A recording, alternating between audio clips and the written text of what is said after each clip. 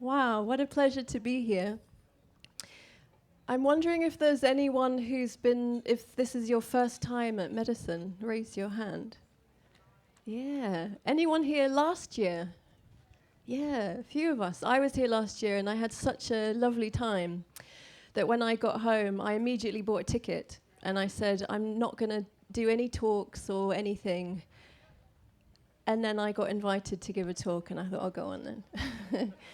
And here I am. Here we are on a Sunday, which I think a Sunday is like the best day of a festival, no? Everyone is just a little bit, I don't know, I feel like everyone's a bit more beautiful because we're a bit more feral. We've sort of danced out some of the tension in our bodies. I know my face has got a workout from all the smiling that I've been doing. But yeah, it's a lot, isn't it? Has anyone been a little overwhelmed? Have you had a moment of overwhelm? Yeah, look around. It's a lot, yeah. A lot of connection, a lot of moments of perhaps disconnection. And yeah, I'm here to share this time and space with you to talk about something that I feel really strongly, passionately about, to look at the beauty of connection that we all know in our hearts, the crisis of connection in the world that we're in, to look at how we're kind of biologically primed for connection, that it's something that we carry in us, in our DNA, if we look at our past. And to look at some of and this won't surprise you if you know me or my work, some of our cultural blind spots around connection as well. And I'm here not as an expert. Yeah, I heard these words recently from this wonderful woman, Jane Hardick Collins. She says that the age of the expert is over. No, the cult of the expert is over. The cult of the expert is over. What does that mean? So while I think that there'll always be a need for experts and kind of specialists in a field and a kind of narrow field of knowledge, I think what we need more of, what we need to foster and cultivate, is those of us who are interested in the relationships between things. Because often an expert is a kind of separating of knowledge, right? A sort of narrowing and separating of the whole into a part and looking at that part. And that's part of, I think, the mess that we're in, is we need to look at the whole, look at the relationship between the whole, and come out of this endless quest for knowledge, which has to do with the intellect a lot and the mind, and come more into the body, the knowing of the heart, and our ability to relate, to connect. Those are the skills that I believe it would really be worthwhile to cultivate.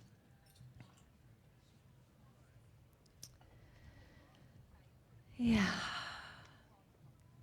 So if you see me pause and take a breath, it's because I'm taking a moment to connect.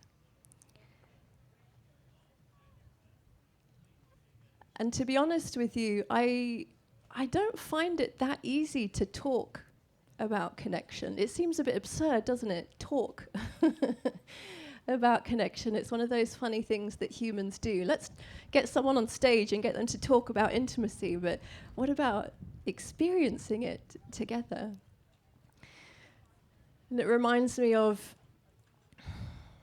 when we look out into the world and the ideas out there as to like what we need in order to come out of the troubles we're in. It's all about ideas and strategies and this sense of needing to fix something through ideas that we come up with. Technology will save the world. And what I'm really excited about, and I hope you get excited about too, is the idea of social technology. This is the future that I want to be part of creating with you. The idea that when humans come together and we come into a state of real trust with each other, a state of connection, a state of playfulness, a state of creativity, a state of being in our hearts, then there's something very powerful about that. There's something about that creativity where what emerges between us, the impulses, the ideas, the healing impulses, is just so much more than just what one person or two people or the sum of our parts. It's just greater. So I feel like one of the most important things we could be doing is learning how to come into that state of connection with each other.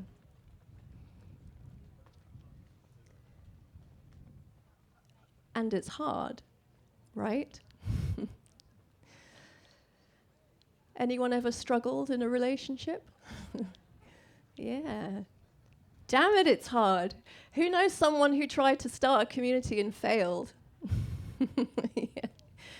Yeah. It's hard. We live in times where we're desperate for connection, and it's hard.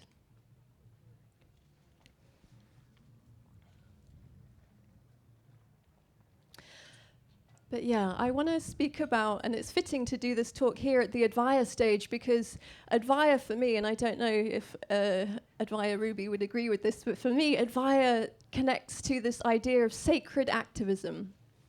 So it's the sense that the traditional activism is all about the fight against something. It's all about the direct action, yeah, the campaigns, the protests, and yes, of course, there is a need for that, but I think what we're collectively realizing is that, as Einstein realized quite a long time ago, that we need to enter into a different state of consciousness, a different level of awareness to come up with our solutions from the one that created the problems that we're in. And so sacred activism is the sense that we need to evolve our consciousness, we need to embody the change that we wish to see.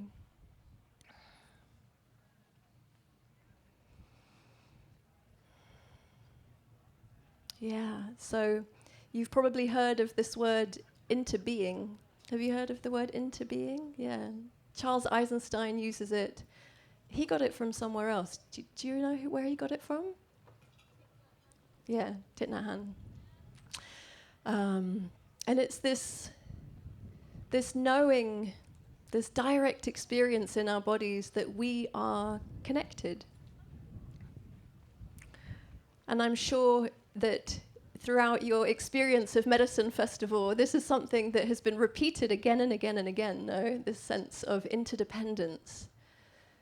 That in this universe, there is nothing that is independent. It's an illusion. We are all interconnected. And yet, how do we get from this as a lovely idea to something that's part of our daily lives? When the sense of separation and the pain that that causes is so rampant all around us. So I want to go on a little journey with you to look at, where we've been, where we are now, and where we might head into the future.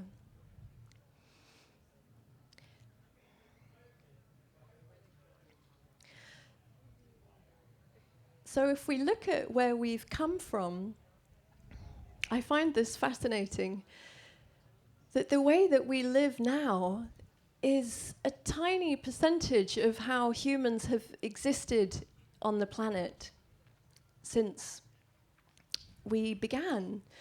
So our lifestyle, the way that we live, our cultures, are so radically different from 95% of our history, where we were nomadic hunter-gatherers. So what was life like as a nomadic hunter-gatherer? And I want to offer a disclaimer here that it could be easy to romanticize it and to say, oh, back then we lived in these tribes and we had this sense of unity consciousness and it's all been downhill from there. I think we need to be careful, no? Like, life is inviting us to come out of this binary, polarized thinking and hold the complexity and the paradox. However, I think it's really interesting and enriching to look at, to feel into, to know that it's in our bones. a memory of how it was to live in tribe. We all share it, no matter where on this planet we're from. We all share this experience. So groups would have been, 20, 30, 80, no more than 150 people. How do we know this?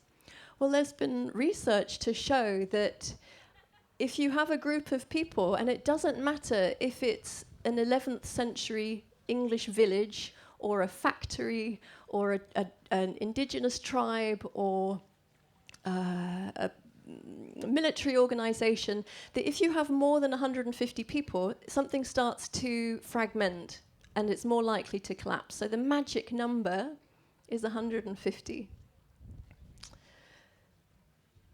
So imagine that you live in a group of people, and in your daily life, the people that you see every day, they're all familiar. And they all know you. And in that group, there is no such thing as my problem, my little personal problem that I'm going to have to sort out. There's just our problem. Because the relationships between us are so strong, our survival is so dependent on the quality of our relationships that we are accountable to one another. So the level of narcissism and sadism that you see in our world today just couldn't exist within a tribe and our history. So there was a huge amount of collaboration and generosity, but perhaps more than generosity was responsibility. You're responsible for the well-being of your tribe, and they're going to take care of you.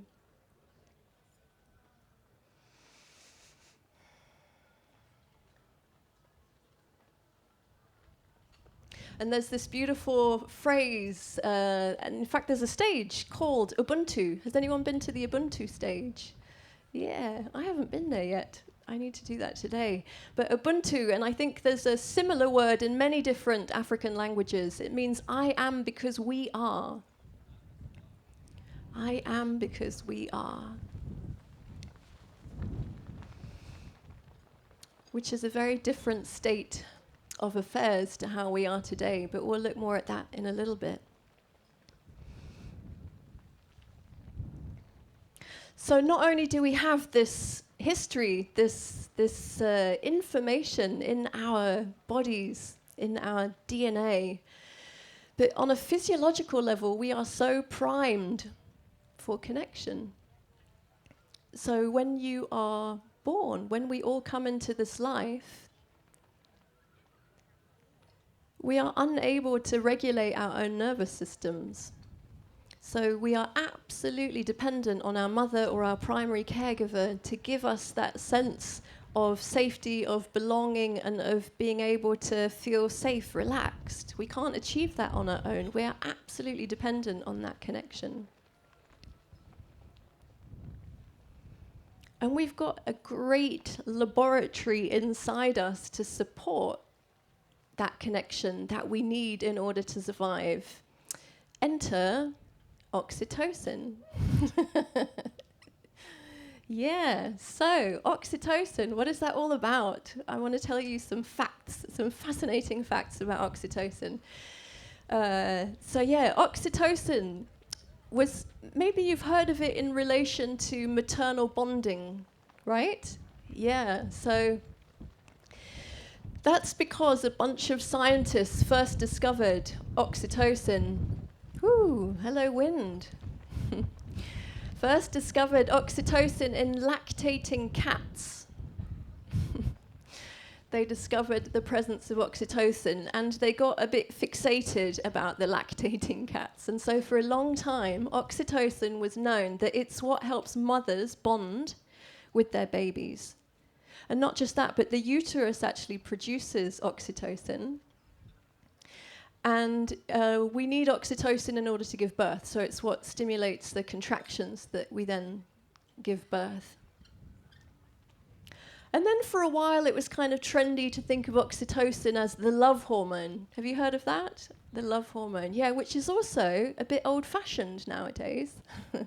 So then they discovered that oxytocin is released when it's in all genders, and it's released when we cuddle, when we orgasm, when we're intimate with each other on a physical level.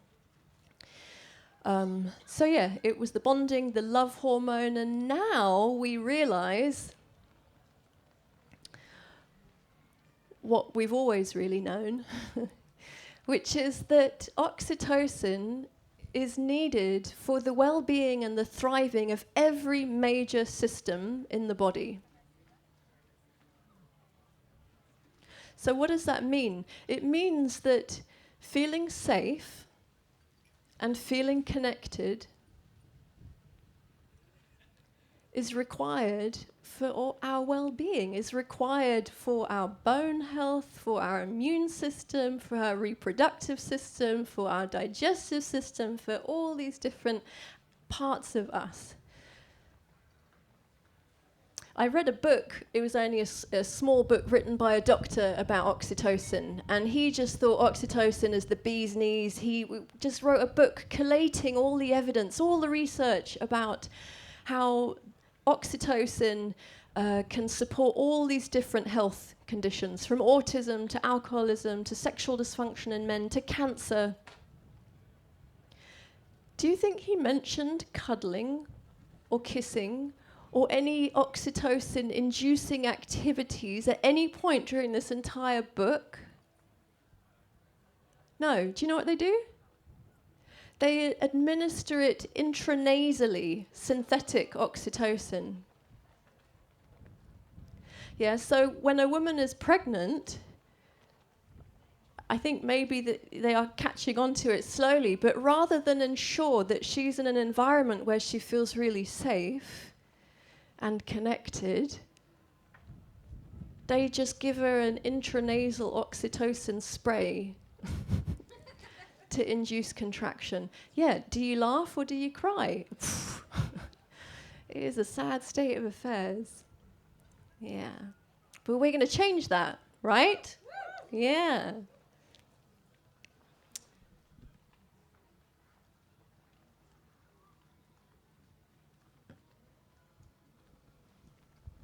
Yeah, so I also feel like I want to mention this, that, you know, we've really normalized the concept of stress, right? How are you doing? Oh, I'm a bit stressed. Oh, I took some time off work, bit of a burnout. Yeah, oxytocin is the most powerful way of regulating your body, your nervous system, in order to neutralize the cortisol that is produced during stress. So, if all this is true, if we need oxytocin for our well-being, if we need connection, if we need this for our well-being, if we need this in order to get creative, in order to collaborate, in order to call in these futures that require us to come together, create alternative systems, alternative ways of being in the world, why is it so hard? What is going on? Why do we struggle so much?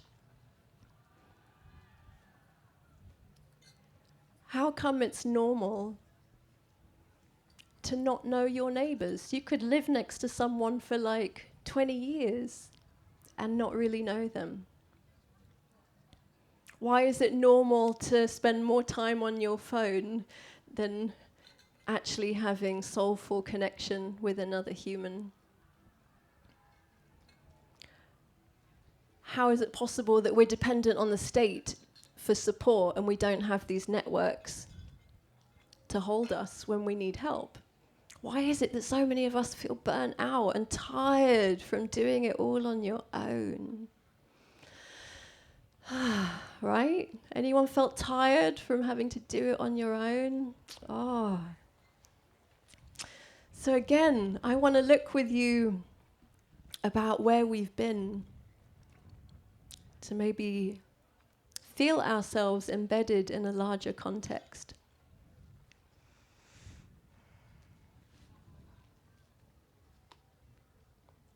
And then look at, what do we need? Yeah, how can we get proactive? How can we use our engagement to make a positive change? Yeah, so has anyone heard of the book The Chalice and the Blade? Yay! Riane Eisler, her name is, isn't it? Yeah. A beautiful book which looks at the history of humanity through a feminist or feminine lens. And she writes about how if you look at the fragments of art, of pottery, ceramics that have been discovered all over the planet, there's a really interesting change that happened at one point, not just at one place in the planet, but that happened all over the planet at the same time, representing some kind of shift in our consciousness.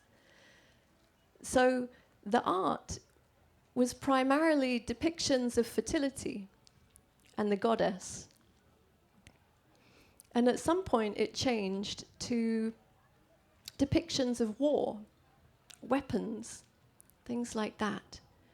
And it's fascinating, isn't it, that it happened all over the planet at a similar time, suggesting there was a shift in our consciousness. And of course there have been various shifts in our consciousness, and we're in the middle of one now.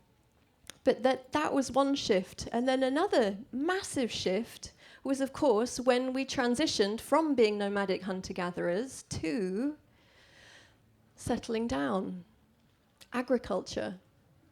Yeah, the Neolithic Revolution. So this was a big shift because it was the first time that we ever really experienced owning something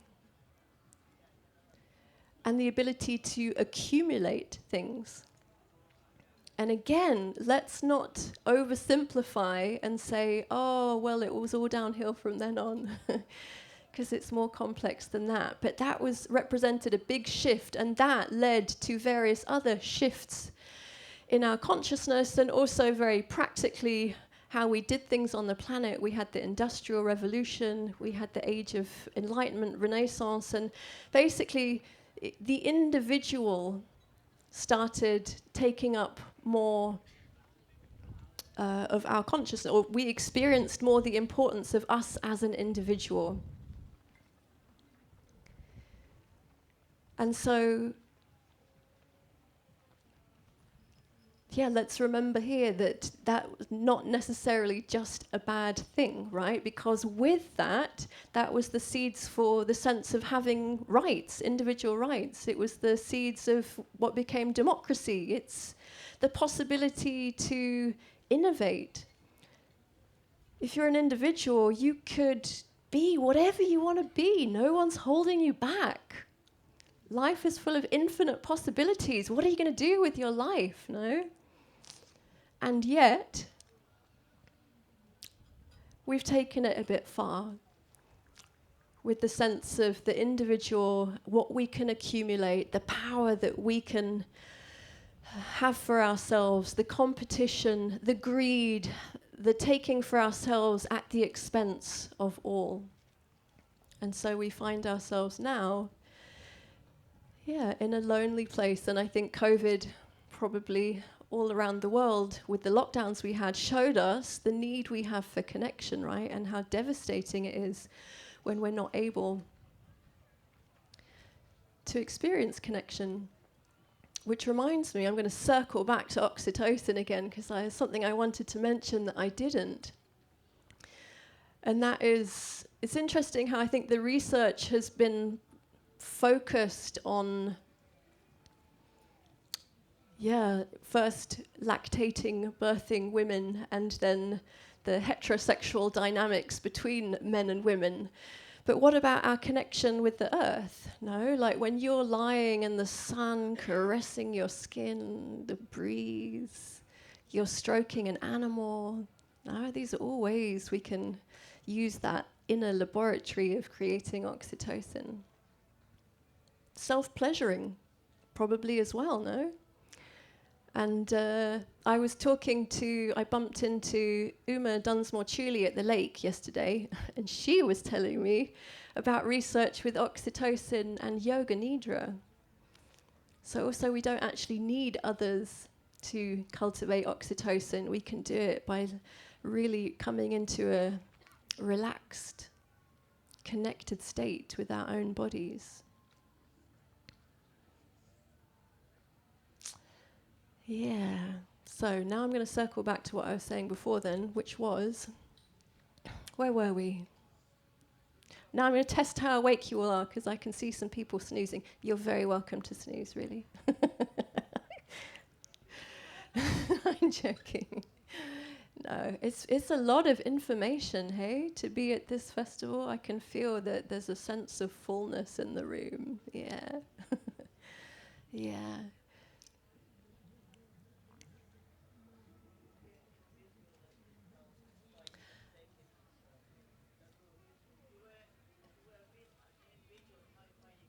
Yeah. Individualism, yeah. Thank you. Gold star for you. Now let's go to what do we need? What do we need to come into more connection? And this is where it gets juicy, because I want to talk less about theory and more about the individual that we also share, like vulnerability of being human. The messy bits of being human, the grit of being human, of being triggered, of learning to work with our trauma, the moments of feeling lost and disconnected, the moments of heartache. Yeah, so I'd like to maybe give this a bit of a framing, that there's a path of the psychological and a path of the spiritual. And the psychological is exactly what I just shared. It's like, how do we really honor our human parts? Who we are as fallible humans on a quest of feeling connected to each other, able to collaborate and create and feel part of the whole. And the spiritual, who are we beyond our human selves? Because that also really plays into connection and how we're here to connect. I'm just going to check the time.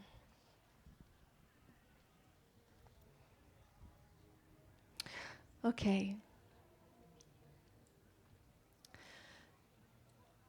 So, what do we need in order to come into more connection? Well, one thing is we can't really connect if we're all in our minds, because connection is also a heart thing, a physical thing. And it's one of our juicy blind spots. I love talking about this. The blind spot of how we're walking around, so many of us, thinking that we're some kind of brain taxi, right? In fact, our language is so illuminating around this. The way we bypass our body. So even in the language, when you say, in a yoga class, they say it as well, no? You listen to the body. As though the body is something separate. Yeah.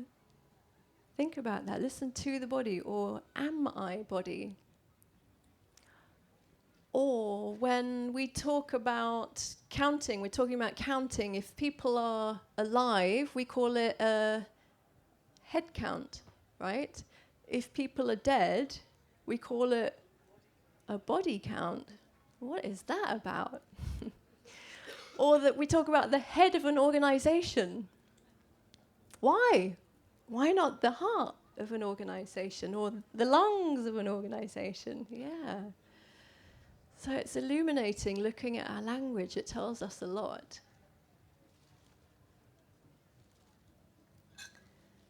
Yeah, so being in our body is hard, though, in this world, right? It's, in fact, our whole systems are kind of designed, it feels like, to keep us disconnected from our bodies. And with AI, that's taking a scary, scary direction of being more and more disembodied.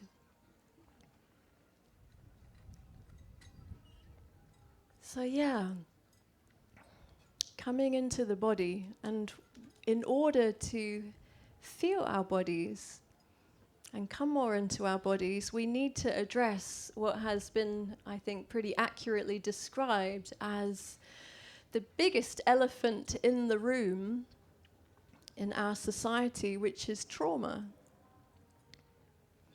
Which thankfully is becoming a bit of a trend now, isn't it? There's so much work out there on trauma and trauma release techniques, and how trauma is keeping us basically disconnected from our bodies, disconnected from our emotions. Because if trauma takes place when something happens to us and it's too much for us to feel, it's too scary, it's too overwhelming, it gets frozen inside us.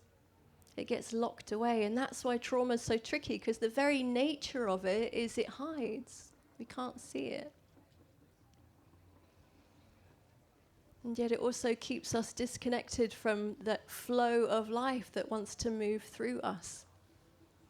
It keeps us exhausted. It keeps us looking outside of ourselves instead of inside. Did you know, I found this fascinating, although it kind of makes sense. There's research to show that the higher the level of trauma within you, the more you're likely to look for outside authority rather than trust the wisdom of your own body. Makes sense, doesn't it? Yeah.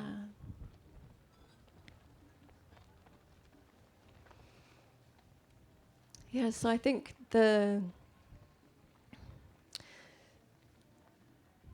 journey that life is inviting us on is to come into contact with those very tender parts of us that feel like it's not safe to be in connection. It's funny that I'm sitting here with this microphone talking to you about connection, because I am one of those people, aren't we all, that really teach what they need to learn.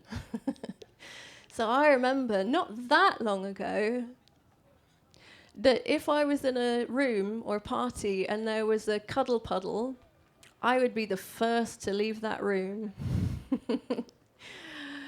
Yeah, cuddle puddles freak me out. An orgy? Pooh, don't get me started. That was my idea of hell. Yeah, and yet I was so fascinated in understanding connection and being on a long, never-ending journey of healing those parts of me that feel really scared of connection, whose first imprints coming into the world when I was born was not the imprint that it's safe to be alive, that it's a really lovely, warm, nourishing place to be me. And I think many of us, you know, who had a perfect childhood, we've all had experiences in our lives which have led us to mistrust each other. And we've normalized it, and this is what I'd like to draw our attention to. Just as a funny example of how different things could be. How normal is it when you see a random stray cat in someone's house or a dog that you're like, oh, come here, you. You're like playing and stroking a cat or a dog.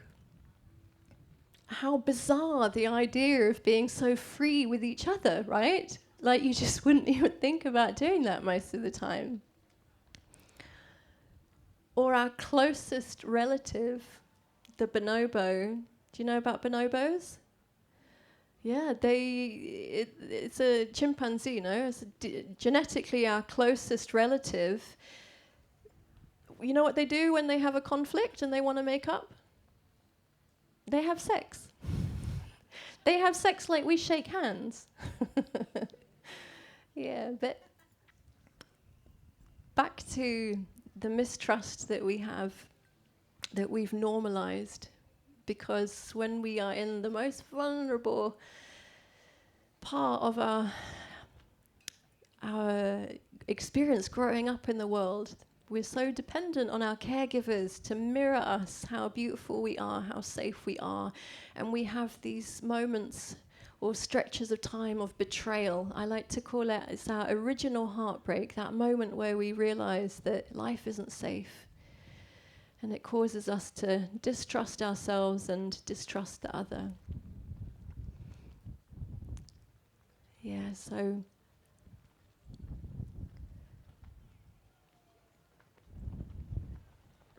there's this beautiful paradox, isn't there, that if we want to create a more beautiful world where we feel that sense of oneness, that everywhere, all over medicine, is all sort of coming to that point, the oneness, the unity consciousness, the sense of connection.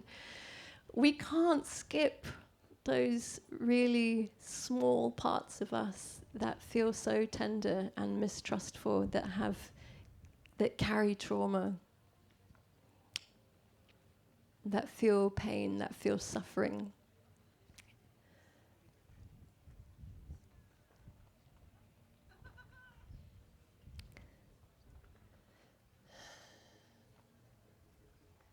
I was talking to my friend Andreas Demel the other day, who has a fascinating job. He goes around lots of different communities and he listens to them, basically, and he supports them with their challenges that come up. And so I asked him, why do so many communities fail?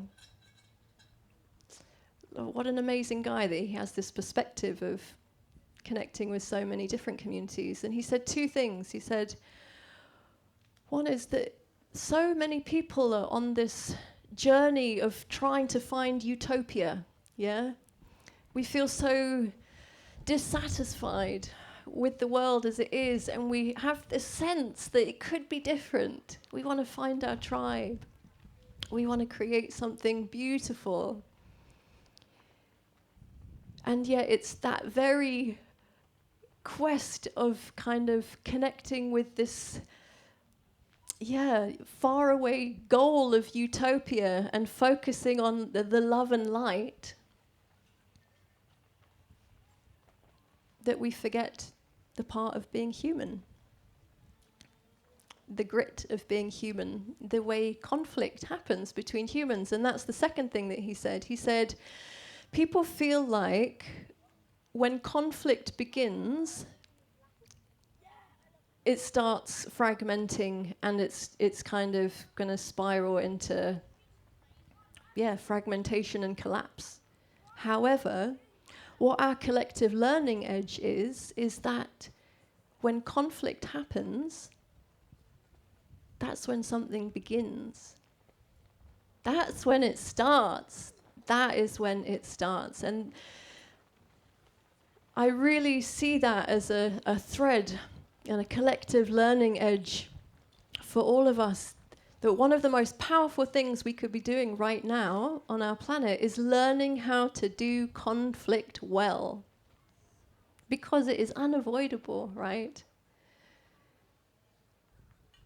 And conflict, in a world of individualism, when it's you against me, and I'm in this kind of binary thinking of right and wrong, that's what Amanda Ripley describes as high conflict, as opposed to good conflict. So good conflict creates intimacy between us.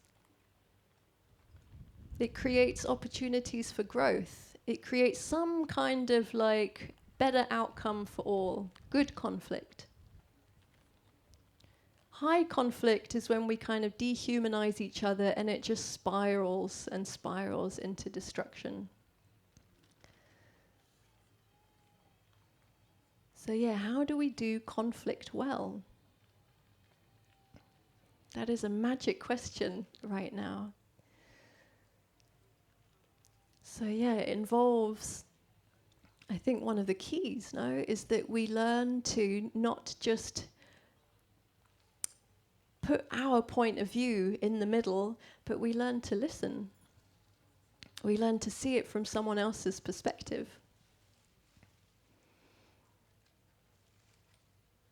we understand that there's a complexity, that it's not just me against you, but you have your needs as well. And it requires that we learn, again, this coming into the body, to notice what parts of me are activated. Am I triggered? Am I feeling like my inner little one is like really afraid or aggressive or is like running the show? Because in that case, it's probably not a good idea to have a debate or a conflict or a conversation with someone. There's this lovely practice called belly to belly that David Cates teaches that couples often use, which is when you notice that you're getting activated, you're getting triggered, you have a rule in your relationship that you never have a conflict from that place. And you do what's called a co-regulating exercise, which is when you kind of attune your nervous systems together by very simply just lying down, belly to belly, and breathing. And there's that beautiful attunement that happens that we can share together, which can be something we can do on our own, but it can be so powerful to do it with another person, to like come into sympathetic, parasympathetic state where we're relaxed, we find our center, and we can speak from that place. Yeah.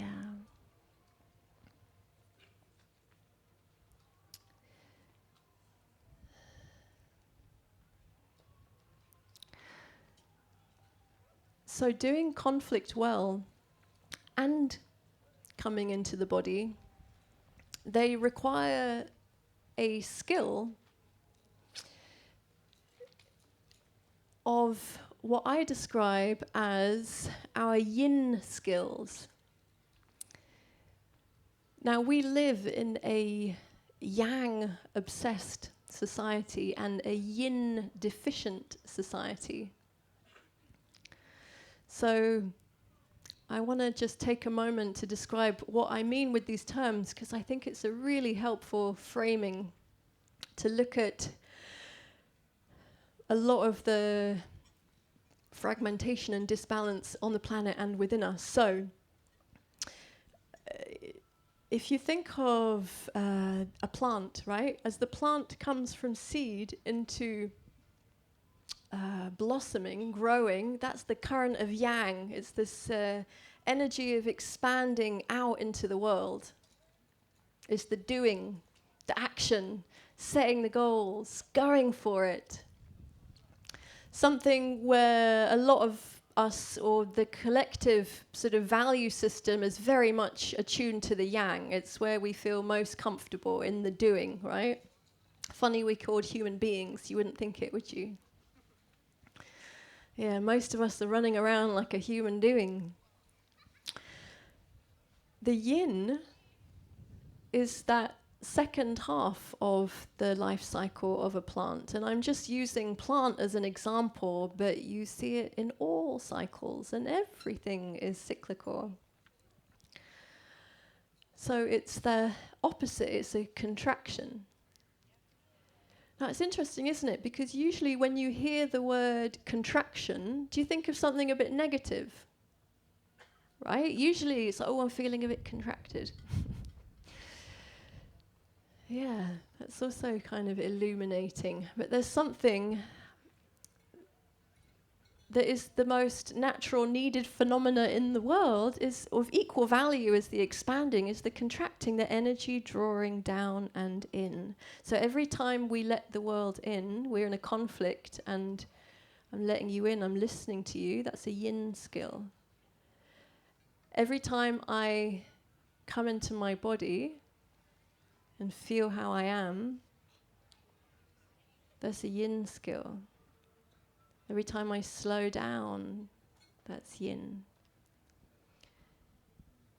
Every time I notice that I'm getting angry and activated and I'm pointing the finger at you, and then I'm like, hang on a minute, what's going on? Oh, I'm triggered. I've got this projection on you. That inner work is a yin skill. And the tragedy that we live in is that, yeah, we value the yang and not the yin. And most of us are really, well, the planet as well, is suffering as a result of this. Do you feel like you're often doing things in a hurry? Yeah, and there's a feeling of like insufficient time. Yeah, that's a yang-obsessed society.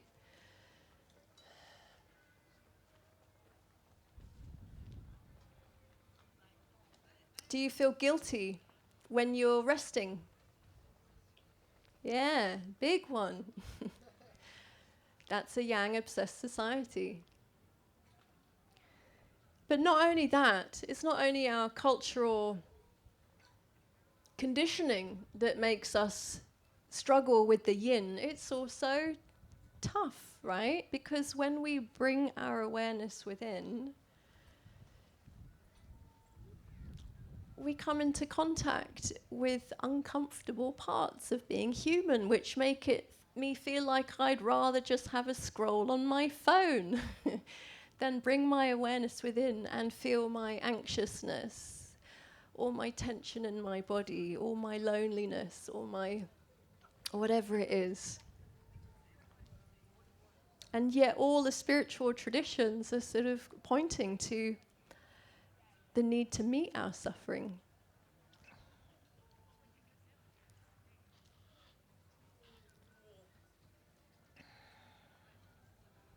How are you all doing? Yeah? I'm gonna just share a little bit more and then in fact, I wish from the beginning we were sitting in circle. That's what I do usually. I sit in circle. It's out of my comfort zone to be sitting here talking at you. I want to hear from you because I think the magic of being together is also when someone has the medicine for what we all need to hear, and that will be different ones of us in different moments of time. Yeah.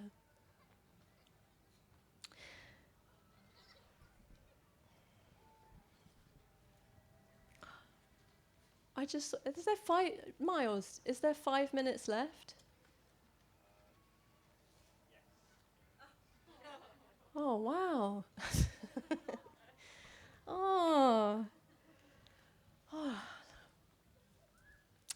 Yeah, 5 minutes, gosh. I do want to, I want to share something within that 5 minutes and then we'll see if there's a question or anything that wants to be shared from you. Let's see.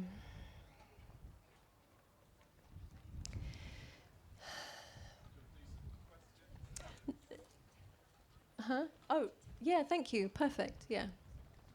Yeah, because I want to speak to what I feel like is our collective learning edge. And it's something that, as someone who gives workshops and who knows a lot of facilitators and who's been to a lot of festivals, and I'm a bit of an edge dweller, so often you'll find me in the field over there.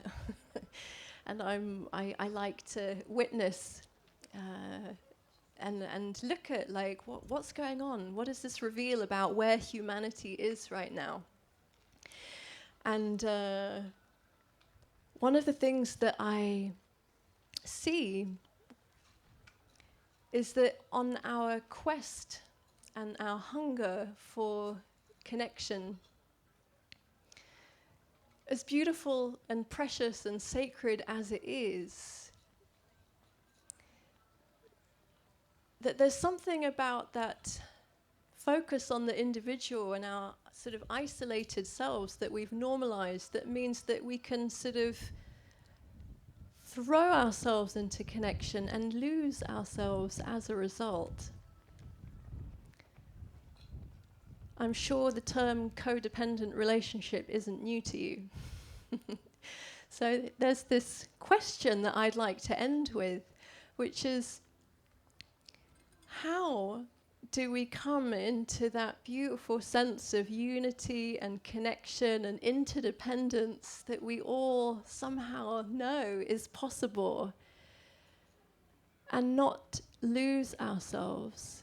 Because often what I see at gatherings and festivals is that we're very quick to jump into connection. And there's often a sense of like having to sacrifice our individuality or compromise our authenticity in order to belong, right? There's a danger of it turning into a bit of a oneness soup. And I think what the world needs is for each of us to really claim who we are, our individual essence, and recognize that there's no one else. There's no other Ruby. There's no other Mark. There's no other Giles. There's no other Ilana. We're all unique, and the world needs us to really tap into what is our individual gift to share. What is Daniel's essence that he's going to share with the world? Yeah, and we're not going to get that if we allow ourselves to just merge into a big soupy oxytocin puddle. But the question I'd like to end with is, what does that look like? What does it look like, a world in which we really celebrate diversity of our unique individual expressions, and still find a way to connect? And this is what, for me, is like the dark side of oxytocin, is that we can lose that. And research shows that if you're high on oxytocin, you're going to be more threatened by people who aren't your close little tribe. Yeah, so how do we find that balance? I don't have the answers. I'm here to explore with you. Thank you for listening and your attention on this final day of this beautiful gathering. We have a few minutes? Yeah.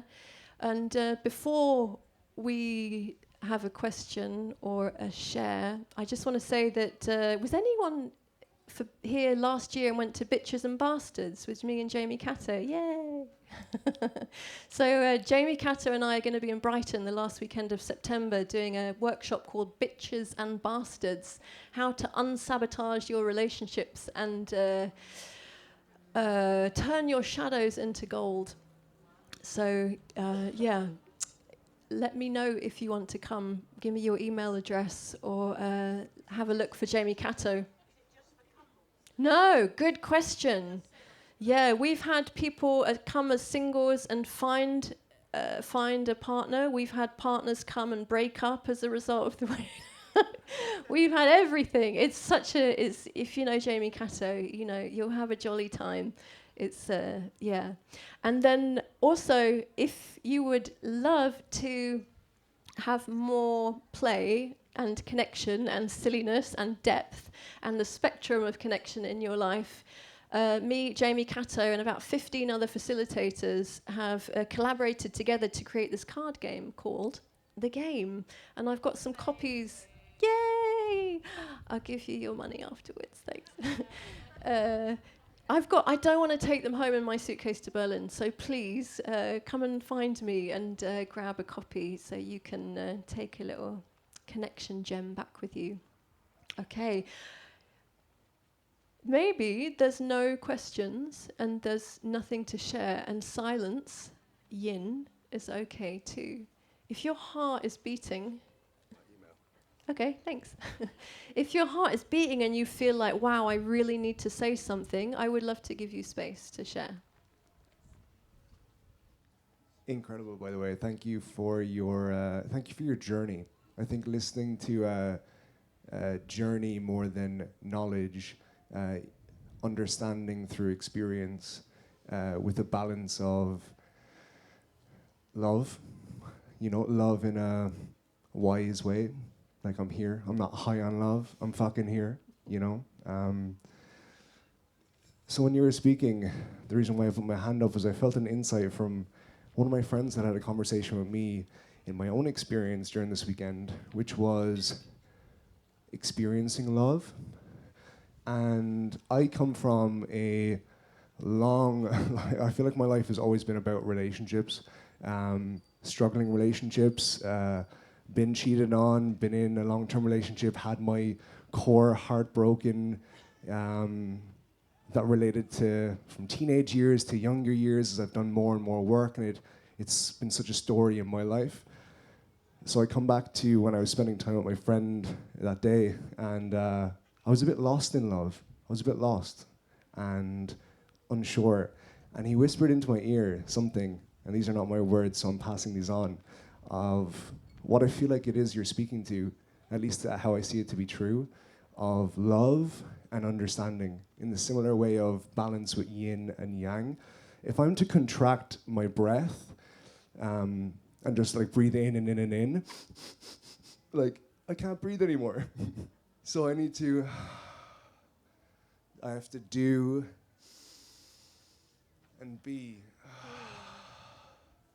And as easy as the somatic instead of the intellectual. So I don't really have a question, but that really spoke to me, so thank you.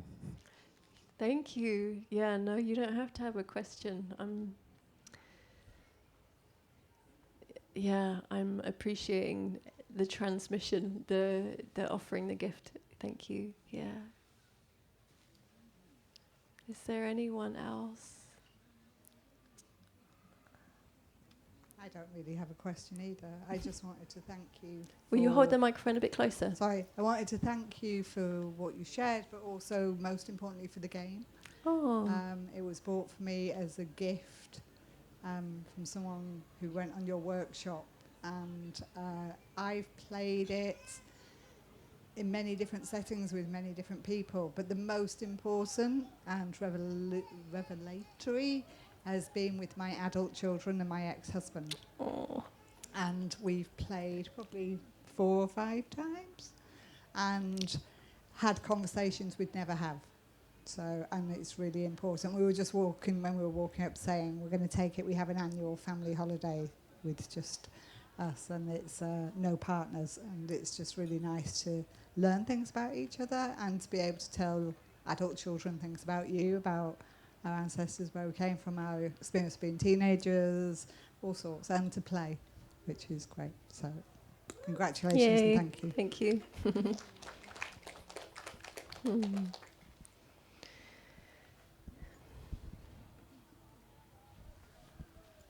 I think that's the last question we have time for. Share. Hi. Hi, thank you so much. I really appreciate your time, your energy, your words on this speech. I don't have a question, it's just a share. Just to clarify, it's important to differentiate love and attachment, no? Because sometimes we think that it's the same thing, but it is not, no? Because an example of this is sometimes when we have a lot of attachment, we love our dear beings, no? Like my mom, my pet, my girlfriend, no? If I love more my girlfriend than the stranger in the street, it's not love, no? That's an attachment. If I love more my mom than my enemy, also is an attachment. So it's important to differentiate that, and just unconditional love is equal for everyone without attachments, no? It's for all the beings because all the beings wants to be happy, no? That's it. Thank you so much. Beautiful. Thank you. I think those are our closing words. Yeah? Yeah. Let's go create some love, people. Yay. Thank you.